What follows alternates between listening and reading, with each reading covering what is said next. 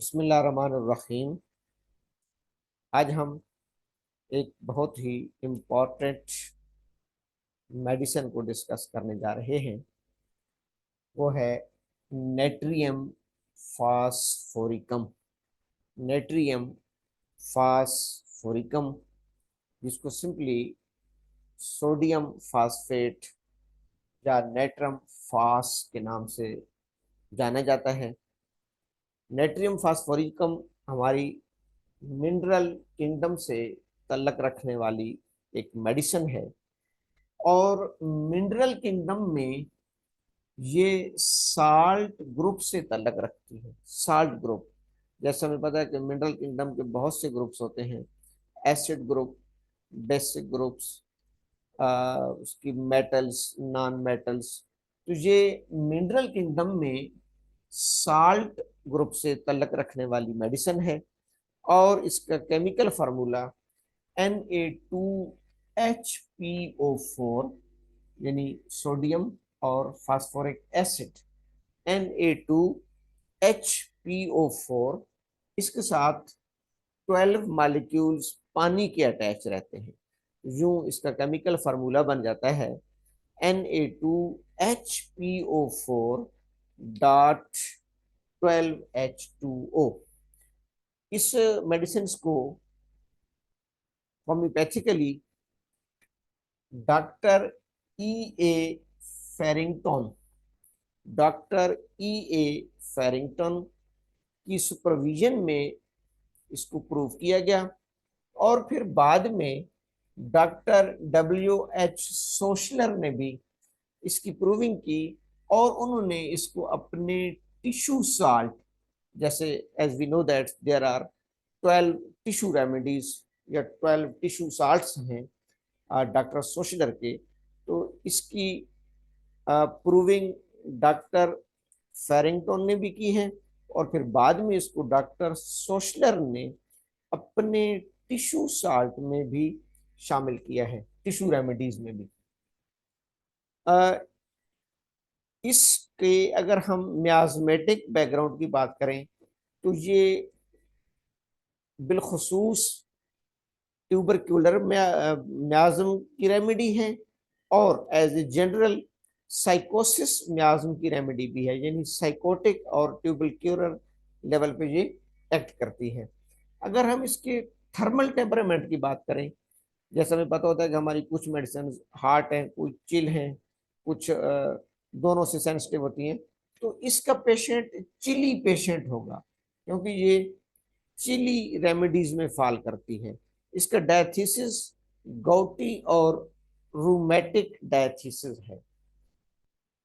अगर हम इसकी की नोट सिम्टम्स की बात करें, की नोट सिम्टम्स की, तो की नोट सिम्टम्स में इसकी दो मेन की नोट सिम्टम्स हैं।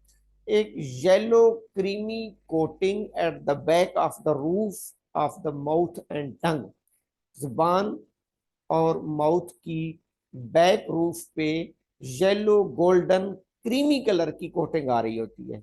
येलो गोल्डन क्रीमी कलर की कोटिंग। और दूसरी इसकी जीआईटी में शोर एरेक्टेशंस। शोर एरेक्टेशंस, यही वजह है कि डॉक्टर साहबान ये गैस्ट्रो इंटेस्टाइनल ट्रैक्ट, यानी हमारे डाइजेस्टिव सिस्टम, और फिर डाइजेस्टिव सिस्टम में अपर जीआईटी यानी इसोफेगस, स्टोमक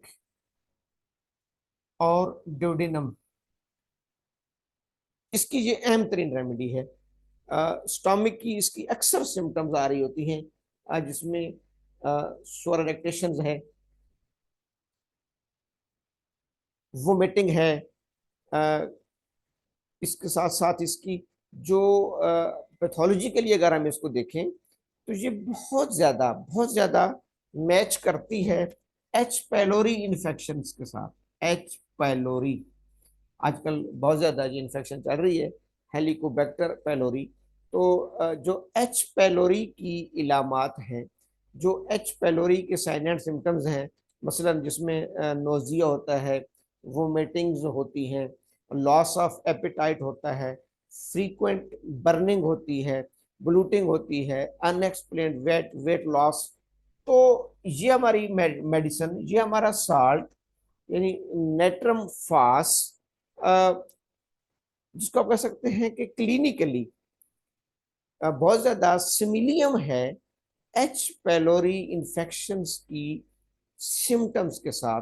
तो इसको हम पैथोलॉजिकली एच पेलोरी की इन्फेक्शन में इसके बहुत अच्छे रिजल्ट्स हैं और उसको हम प्रायोरिटी पे कंसिडर कर सकते हैं, प्रोवाइडेड दैट कि इसकी सिम्टम्स प्रॉपरली मैच कर रही हो।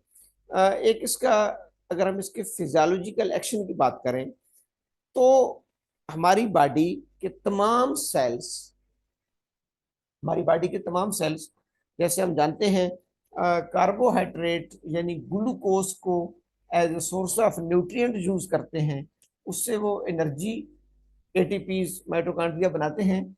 और साथ आमतौर पर जब कार्बोहाइड्रेट का मेटाबॉलिज्म हो रहा होता है और अगर वहां पर ऑक्सीजन की डेफिशिएंसी हो, ऑक्सीजन की डेफिशिएंसी हो तो लैक्टिक एसिड प्रोड्यूस होता है, लैक्टिक एसिड प्रोड्यूस होता है। इस लैक्टिक एसिड को ये हमारी नेट्रम फास ब्रेक करती है कार्बोनिक एसिड में, कार्बोनिक एसिड में। इसको हमारी ये जो मेडिसिन है नेट्रम फास, यानी ये जो साल्ट है नेट्रम फास का, ये ब्रेक करता है कार्बोनिक एसिड्स में और वाटर में।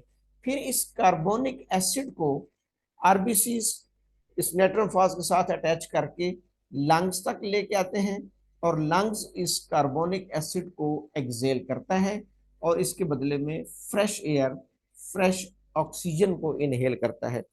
तो इस साल्ट की अहमियत इस भी थोड़े से इस इसके केमिकल रिएक्शन की से भी हम अंदाजा लगा सकते हैं कि ये साल्ट बॉडी में क्यों जरूरी है।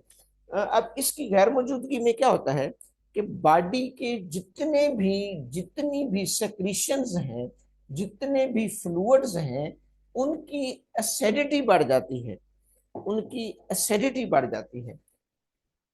अब फॉर एग्जांपल अगर हम स्टमक की बात करेंगे तो स्टमक के गैस्ट्रिक जूस में हाइड्रोक्लोरिक एसिड, हाइड्रोक्लोरिक एसिड की ज्यादती हो जाएगी और वहां पर क्या आ जाएगी, सिम्टम्स आ जाएगी एसिडिटी, हार्ट बर्निंग की, क्योंकि HCl की सेक्रेशन बढ़ जाती है। अच्छा, इस रेमेडी को याद रखने का एक और भी आसान तरीका है कि आपने अक्सर सुना होगा हार्ट बर्निंग में, स्टोमिक इश्यूज में एलोपैथिक में एक मेडिसिन यूज कराई जाती है जिसका फार्मूला एसोमेप्राजोल और मेप्राजोल, उसका फार्मूला होता है, जेनरिक होता है नेक्सियम या राइजिक के नाम से। तकरीबन मेरे ख्याल में हर घर में ये जो है ना वो इस्तेमाल हो रही होती है, नेक्सियम या राइजिक। इनको पीपीआई कहा जाता है, प्रोटॉन पंप इनहिबिटर। एलोपैथिक में इनको पीपीआई मेडिसिन कहा जाता है, प्रोटॉन पंप इनहिबिटर्स।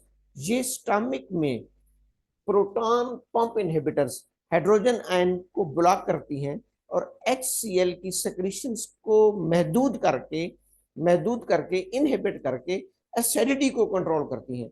यही वजह है कि जिन मरीजों को मैदे में जलन होती है वो अक्सर और बेशतर ये पीपीआई की मेडिसिन यूज कर रहे होते हैं एलोपैथिक की। तो इसके लिए, इस किस्म की पैथोलॉजिकल कंडीशन के लिए हमारे पास नेट्रम फास is the best choice. Natrum फास हमारे पास बेस्ट चॉइस होता है पेशेंट्स के पीपीआई को टेपर करने के लिए कि ऐसा आप उसकी पीपीआई के मेडिसिन को टेपर करते जाएं, कम करते जाएं, और उसकी जगह पे हम नेट्रम फास को प्रिस्क्राइब कर सकते हैं। क्योंकि इसमें भी डॉक्टर मर्फी ने भी लिखा है और बाकियों ने भी कि ये हमारी natrum phos hydrogen ion blocker in the body fluid, act as hydrogen and blocker in the body fluids. अच्छा, ये तो स्टमक की सूरत हाल हो गई। एक स्टमक में एच पेलोरी में भी ये सिम्टम आती है जिसको हम एसिड रिफ्लक्स कहते हैं या GERD, GERD, gastro oesophageal reflux disease या disorder, gastro oesophageal reflux disorder, जिसमें स्टमक के जो एसिडिटी है वो ऊपर इसोफेगस तक आती है। ये एच पाइलोरी की इलामात में भी आती है और नेट्रम फास्ट की इलामात में भी है। तो यूं इस प्रॉब्लम में भी, जिसमें गैस्ट्रो एसोफेजियल रिफ्लक्स डिसऑर्डर आ रहा होता है, यानी स्टमक की एसिडिटी हमारी इसोफेगस तक आ रही होती है, उसमें भी हम इसको इस्तेमाल करा सकते हैं। सिर्फ गैस्ट्रिक जूस में नहीं, अगर बाइल की एसिडिटी बढ़ जाए, मैंने कहा ना, किसी भी सेक्रीशंस के अंदर एसिडिटी बढ़ जाए, बाइल्स की अगर एसिडिटी बढ़ जाएगी, तो हम उसकी हाइपर सेक्रीशन में भी नेट्रम-फास्ट को प्रिस्क्राइब कर सकते हैं। यानी लिवर के एलिमेंट्स में, लिवर के प्रॉब्लम्स में अगर बाइल, जो कि हमारा लिवर सेक्रेट करता है, अगर उसकी पीएच गिर जाए, जब एसिडिटी बढ़ती है तो अल्टीमेटली पीएच डिक्रीज होती है। अगर उसकी पीएच कम हो जाए तो उसमें भी हम इसको इस्तेमाल करा सकते हैं। एक इसकी और बहुत ही अहम तरीन क्लिनिकल यूज है जिसमें हम इसको प्रिस्क्राइब करते हैं और कर भी सकते हैं। डॉक्टर साहबान, कुछ फीमेल्स में, फीमेल रिप्रोडक्टिव सिस्टम में स्टीरिलिटी होती है, फीमेल्स में इनफर्टिलिटी होती है। ये डॉक्टर बोरेक ने भी अपनी मटीरिया मेडिका के फीमेल पोर्शन में लिखा है, स्टीरिलिटी स्टीरिलिटी with acrid secretions from vagina, sterility with acrid secretions from vagina। कुछ खवातीन इस वजह से कंसीव नहीं कर पाती, उनकी जब हम मेल पार्टनर का सीमन एनालिसिस करते हैं तो वो भी बिल्कुल ठीक होता है, वो भी नॉर्मल होता है। फीमेल्स का अल्ट्रासाउंड, फीमेल्स की बाकी हार्मोनल बैलेंसिंग सारे नॉर्मल होते हैं। कुछ फीमेल में ये प्रॉब्लम आ रही होती है कि उनके वेजाना की जो नॉर्मल सिक्रीशंस है, जिसको हम फिजियोलॉजिकल लिकोरिया और फिर बाज़ इन्फेक्शन की वजह से उसको, या इन्फ्लेमेशन की वजह से हम पैथोलॉजिकल लिकोरिया भी कह सकते हैं, जो नॉर्मल डिस्चार्ज हो रहा होता है, उसके अंदर एसिडिटी बढ़ जाती है। स्टेरिलिटी विद एसिड सेक्रीशंस या एक्रिड सेक्रीशन, यानी उनकी एसिडिटी का बढ़ जाना, विजाइनल सेक्रीशंस की तेजाबियत का बढ़ जाना, उसकी भी पीएच लो हो जाएगी, उसके अंदर इतनी एसिडिटी आ जाती है, विजाइनल सेक्रीशंस विजाइना के एनवायरनमेंट को इतना एसिडिक बना देता है कि वहां पर स्पर्म सरवाइव नहीं कर पाते,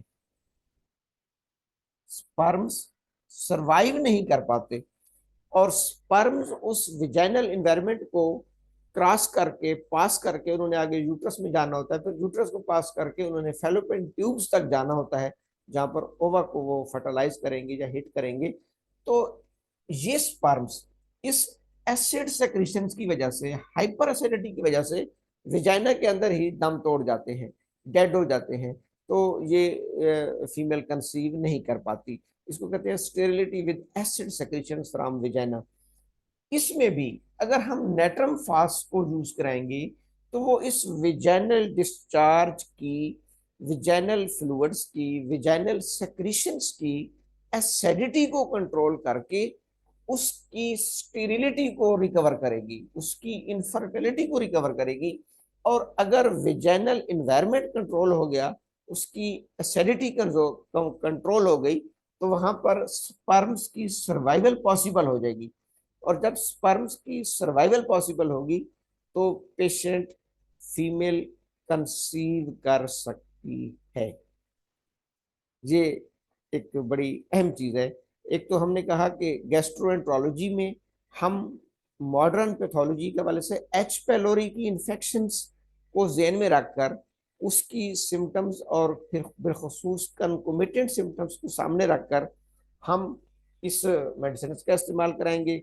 लिवर में बाज़ इसको जैंडस में भी हम करा सकते हैं, जैसे मैंने कहा बाइल सेक्रीशन, जब बाकी लिवर के मामलात में भी इसको इस्तेमाल कराया जा सकता है फिजियोलॉजिकल डोजेज में। और फीमेल में sterility due to acid secretions, acid environment, इसमें भी हम इसको यूज करा सकते हैं। तो ये इसकी चंद अहम पॉइंट्स थे कि जिसमें हमने इसको ये एक बहुत अहम टिश्यू साल्ट है जो हमारे आरबीसीज में, हमारे ब्रेन के सेल्स में, हमारे मसल्स के सेल्स में, हमारे नर्व्स के सेल में पाया जाता है। और इसका काम है बॉडी के अंदर किसी भी सेक्रीशंस की, किसी भी इन्वायरमेंट की एसिडिटी को कंट्रोल रखना। ये क्योंकि ये एक्ट एज ए नेसेसिटी, ये एज ए बेस एक्ट कर रहा होता है।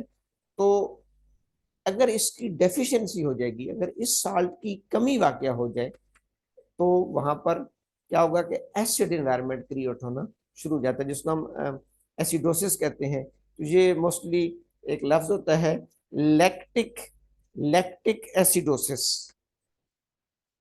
लैक्टिक एसिडोसिस, लैक्टिक एसिडोसिस, जहां पर लैक्टिक एसिड्स की प्रोडक्शन बढ़ जाएगी। इसको हम यूरिक एसिड की ज्यादती में भी इस्तेमाल करा सकते हैं।